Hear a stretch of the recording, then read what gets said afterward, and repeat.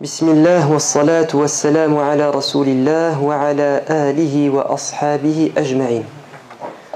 Parlons ce soir de la pudeur, al-haya. Et la pudeur fait partie de la foi. Qu'est-ce que la pudeur? Et pourquoi est-elle une composante de la foi? La pudeur, ce sont des limites morales ou religieuses qui nous empêchent de faire du mal ou d'aller trop loin, d'exagérer, de choquer. Et la foi, c'est quoi? C'est d'éviter de faire du mal. Donc la pudeur fait partie de la foi. C'est humain, puisque ce sont des limites morales. Même ceux qui ne sont pas croyants se mettent des limites. Et c'est pour ça que ce n'est qu'une partie de la foi. Il faut que cette retenue, cette décence, cette chasteté, cette discrétion soit faite dans l'intention de plaire à Dieu. Et là, on atteint le summum de la foi. Et l'ambition dans la pudeur, c'est de ne pas mettre les gens dans la gêne. C'est de se mettre l'espace d'un instant à leur place.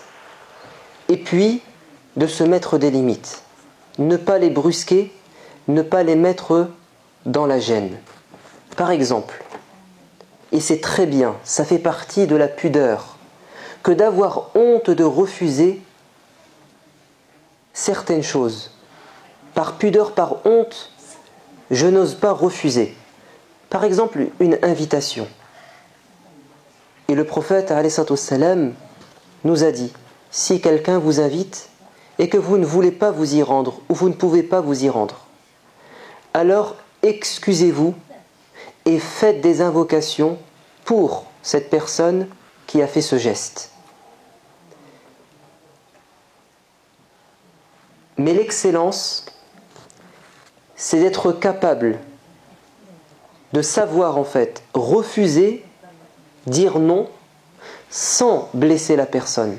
Et c'est pour ça que le prophète nous dit de nous excuser et de faire des invocations. C'est ainsi que lui-même, et il est notre modèle, il a pu parfois, mais avec sagesse, refuser une invitation. Un homme lui a dit, prophète, je t'invite. Il a dit non. Enfin, il a dit oui, mais à condition. Il a mis ses conditions, à condition que je me fasse accompagner de mon épouse Aïcha. Et l'homme a dit non, je veux toi simplement. Et le prophète a rejeté l'invitation. Et puis l'homme est revenu à l'attaque quelques jours plus tard, à une autre occasion, et il a posé la même condition. Et l'homme est resté sur ses positions, et le prophète a refusé. Et la troisième fois, l'homme a accepté. Et Aïcha et le prophète vont se rendre chez l'homme en courant, par jeu et amusement. Pourquoi est-ce que le prophète a refusé cette invitation, alors qu'on aurait pu dire ça fait partie de la pudeur de ne pas refuser, mais c'est parce que ici il s'est mis à la place de son épouse et elle est prioritaire sur cet étranger, parce que le prophète passait une soirée chez chacune de ses épouses et il se trouve qu'à ce moment c'était le tour de Aïcha et qu'accepter l'invitation ça allait la mettre elle dans l'embarras et elle allait être privée de la compagnie du prophète. Donc il a voulu trouver un juste milieu et c'est ça l'excellence. Avoir honte, non pas de refuser, mais de demander. J'ai honte de demander certaines choses. Par exemple, la mendicité, tendre la main. Il y a des gens qui sont dans le besoin, qui ont besoin d'un service, d'argent, de beaucoup de choses. Et c'est par pudeur, parfois on dit fierté, mais quand ça vient d'un croyant, on dit par pudeur. C'est par pudeur qu'il refuse de demander, par dignité. Et ça fait partie de la foi. Car Dieu, dans la sourate numéro 2, la vache, il nous parle des véritables mendiants. Ceux que Dieu admire. Ce sont ceux qui, quand on les voit, on croit qu'ils sont riches ou qu'ils ne sont pas dans le besoin. Alors qu'en fait, ils sont en détresse. تعرفهم بسيماهم لا يسألون الناس إلحافا. Ce sont des gens qui n'osent pas demander. Et Abu Huraira faisait partie de ces gens extrêmement pauvres. Il était sans domicile, il vivait à la mosquée et il n'osait pas demander alors qu'il se tordait de faim.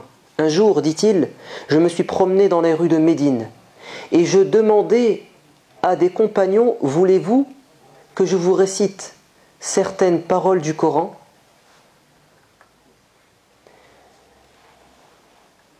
Ou bien l'inverse. Il disait aux compagnons, est-ce que tu peux me réciter un peu de Coran ?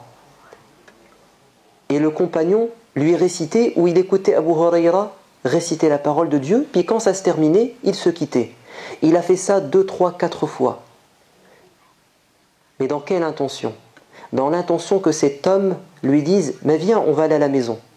On va faire ça à la maison et il lui donne à manger. Il n'osait pas dire j'ai faim. Il essaie de trouver un subterfuge par pudeur. Et quand il va faire ceci avec le prophète veut dire viens à la maison et il va lui donner à manger. L'excellence, c'est d'avoir honte de demander pour soi. Non. L'excellence, c'est d'avoir honte de demander pour soi, mais attention, il ne faut pas avoir honte de demander pour les autres. Et c'est vrai, il y a des gens, quand il s'agit de rendre service, ou d'aider quelqu'un, d'intercéder en sa faveur, ou d'aller demander de l'argent pour quelqu'un, ils sont prêts à le faire. Ils n'ont pas honte, parce que c'est pour l'autre. Mais quand il s'agit d'eux, ils n'osent pas. C'est ça l'excellence. Honte d'exagérer cette fois-ci dans la demande, d'abuser de la gentillesse, de la générosité. C'est quelqu'un qui donne beaucoup. Mais à un moment donné, on dit non, stop. Oui, c'est vrai qu'il est prêt à le faire, mais je trouve que c'est exagéré, par pudeur. Il y a des gens qui n'ont pas de limite, qui vont abuser. Le prophète, alayhi salam, nous a montré un bel exemple. Quand il est monté au ciel et qu'il a discuté avec Dieu, Dieu lui a dit c'est 50 prières par jour. Il a rencontré Moïse. Et Moïse lui a dit, Moussa alayhi salam, qu'est-ce que Dieu t'a dit ? Il l'a mis au courant. Il lui a dit c'est trop. Demande à Dieu d'alléger le nombre des prières. Et le prophète, il va demander un allègement, ça va passer à 40, puis il va rencontrer Moïse, et Moïse va lui dire c'est trop, puis on va passer à 30, à 20, et à un moment donné, Dieu va lui dire c'est 5. Et quand le prophète va descendre chez Moïse, Moïse va lui dire alors, combien ? 5. Il lui a dit c'est trop, demande encore de diminuer. Et il a dit non, j'ai honte. Là, c'est exagéré. Dieu est passé de 50 à 5, je n'ose pas aller plus loin. De la retenue dans un conflit. On vit des conflits. Il y a des gens par pudeur, alors que ce sont eux les victimes, et qu'ils ont à un moment donné la force et la capacité de se venger, et de faire regretter à la personne le mal qu'elle leur a fait. Mais par pudeur, ils disent « Allez, je ne vais pas aller trop loin avec lui. » Il est capable, mais c'est sa pudeur, sa retenue qui l'empêche d'aller trop loin. Pour sa famille, pour ne pas lui payer la honte, pour que sa famille ne souffre pas, je m'arrête ici. Et bien ça fait partie de la pudeur et c'est très bien. Maintenant, la pudeur entre les hommes et les femmes, ce on l'appelle la décence, c'est d'éviter de créer ou de se retrouver dans une situation embarrassante, une situation malsaine ou perverse. Comment faire pour éviter ça ? Par pudeur. Premièrement, comme on le sait, c'est de cacher sa nudité. Et l'ambition chez certains prophètes et certains grands hommes et grandes femmes, c'était de cacher la forme de leur corps et même d'aller un peu plus loin. Comme c'est le cas du prophète Moïse. Le prophète a dit, le prophète Moïse était extrêmement pudique. Il n'osait même pas montrer sa peau. Et ça va lui coûter cher. Parce que son peuple, les Hébreux, vont croire et répandre la rumeur qu'il a une maladie de peau. Ça, c'est dans un hadith rapporté par le Bukhari. Et Dieu va faire en sorte que les gens voient sa peau un jour quand il sera en train de se laver, et on va voir qu'il était d'un physique parfait. baisser son regard. On raconte, il est rapporté qu'un élève allait chez un savant chaque jour et il frappait à sa porte et c'était la servante, la femme de ménage qui ouvrait la porte et qui disait au savant, voilà, l'élève est arrivé. Et ça va continuer pendant une dizaine, une vingtaine d'années. Et à un moment donné, la servante va dire au maître, ton élève l'aveugle est arrivé. Pourquoi est-ce qu'elle l'appelait l'aveugle? Parce qu'il était tellement pudique, il baissait tellement son regard qu'elle a pensé qu'il était aveugle, car il ne l'a jamais regardé, fixé des yeux par pudeur. Ne pas se retrouver en tête à tête dans un endroit où il y a un risque qu'il se passe quelque chose. Car quand on est à deux, dans certaines conditions, le diable est le troisième et il peut se passer quelque chose. Éviter les situations où il règne une ambiance immorale. On essaie d'éviter ça, par pudeur. Adopter une démarche décente. Quand on marche, il y a une démarche provocante et une démarche décente. Allah Azza wa Jal, qu'est-ce qu'il nous dit dans le Coran en s'adressant aux femmes à l'époque du prophète alayhi salatu wassalam? N'agitez pas vos pieds pour faire deviner les autres atours de votre féminité. À l'époque, elles mettaient des bracelets au niveau de leurs chevilles, les femmes. Et elles faisaient exprès de mettre plusieurs anneaux, plusieurs bracelets, afin qu'ils s'entrechoquent et que ça attire l'attention des hommes. Et Allah a dit, ne faites pas ça. Quand vous marchez, marchez correctement avec décence. Aujourd'hui, ce ne sont plus des bracelets, mais ça peut être des chaussures à talons, à aiguilles, qui ont été créées par les tenants de la mode pour ça, que pour ça, pour attirer l'attention des autres. Et Allah Azza wa Jal fait l'éloge de la future épouse de Moussa. Vous savez, ces deux sœurs qui travaillaient comme bergères afin d'apporter de l'argent à leur père qui était très âgé. Allah nous dit Tamshi ala istihya, elle marchait avec beaucoup de pudeur quand elle est partie rencontrer Moussa. Une manière de parler également qui est naturelle, sans embellissement volontaire. Et Allah, en s'adressant aux épouses du prophète, il leur dit si vous êtes pieuses, ne vous montrez pas trop complaisantes dans vos propos, afin de ne pas éveiller des désirs coupables dans certains cœurs malsains. Donc il faut faire attention, les hommes comme les femmes, de ne pas volontairement adoucir, casser sa voix, l'embellir, afin, encore une fois, de séduire l'autre. Il faut avoir des rapports naturels. Le rire également. Il y a des rires artificiels dans lesquels on exagère afin d'attirer l'attention. Normalement, quand on rit, on doit baisser sa voix. On doit faire preuve de pudeur. Et le parfum également. Vous savez que les parfums, encore une fois, ils ont été conçus pour attirer. Donc il y a des parfums qui attirent. Et ça dépend de la dose également.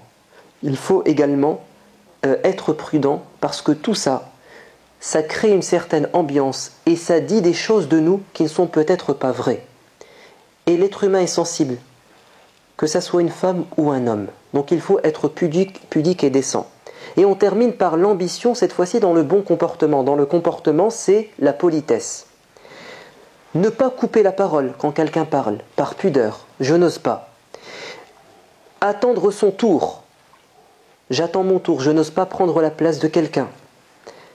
Ou bien quand on est dans un repas, je n'ose pas commencer avant que mon papa arrive, que ma maman soit présente quand c'est un repas collectif dans un même plat, comme faisaient les compagnons en présence du prophète alayhi salatu wassalam.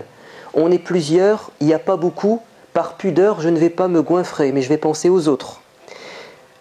Il y a des gens qui sont sans gêne et qui se permettent tout. Même quand ils sont chez les gens, ils se croient chez eux. Ça, c'est un manque de pudeur. Il y a une manière de s'asseoir, de parler. Il y a un respect de l'intimité. Et il y a un respect des gens importants. Par pudeur, les gens qui ont de l'importance, on doit les respecter, être poli avec eux. Abu Hurayra marchait dans les rues de Médine, il aperçoit le prophète et il l'esquive.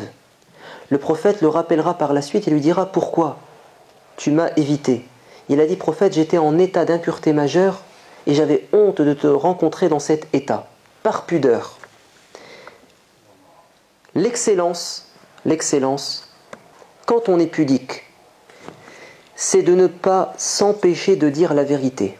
Parce que si, au nom de la pudeur, on ne dit pas la vérité ou on ne fait pas le bien, ça devient un défaut.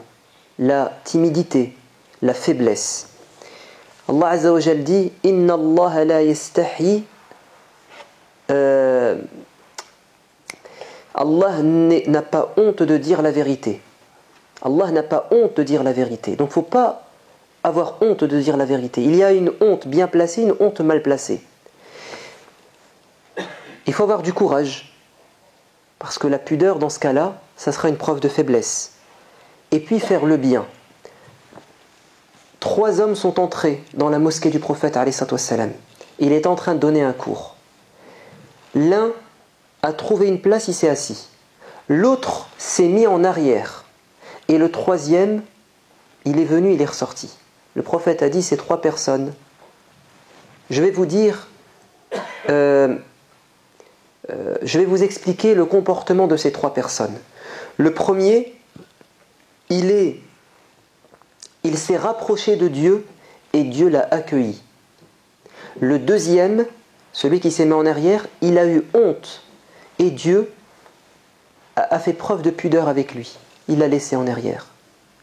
Quant au 3e, il s'est écarté et Dieu s'est écarté de lui. C'est qui le meilleur? C'est le premier. C'est-à-dire que il a su prendre l'initiative, les devants, et la honte, la pudeur ne l'a pas empêché de s'asseoir et d'écouter le bien. Donc, la pudeur, c'est hyper important. Et c'est quelque chose d'admirable, dans l'homme comme chez la femme. Et rien de pire que d'avoir une personne qui n'a pas de limite. Si tu n'as pas de pudeur, fais ce que tu veux. C'est-à-dire, celui qui n'a pas de limite, il est capable du pire. Donc il faut essayer de ressembler à ces grands hommes, à ces prophètes qui avaient de la retenue, de la décence, sans pour autant manquer de courage et d'audace quand il le faut pour dire la vérité ou faire le bien. Walhamdulillahi Rabbil Alamin.